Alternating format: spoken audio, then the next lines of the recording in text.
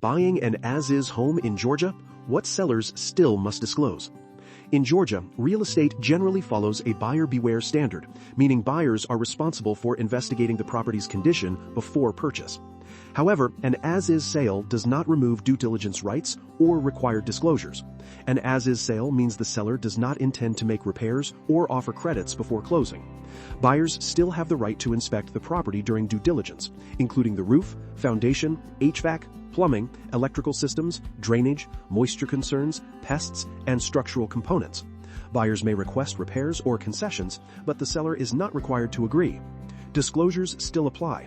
Georgia sellers are routinely required to complete a disclosure form, with versions that may vary depending on occupancy or knowledge of the property, including cases where the seller has never lived in the home. Buyers should still rely on inspections, contractor estimates, insurance availability, title review, and independent verification. Financing can also affect outcomes. FHA, VA, and USDA loans often have property condition requirements. Conventional loans are generally more flexible, and FHA 203K loans may allow renovation financing. Cash purchases are also common. The key is securing enough due diligence time before earnest money becomes non-refundable risk. For real estate guidance, call 706-426-1082. For resources, visit myresidencesold.com.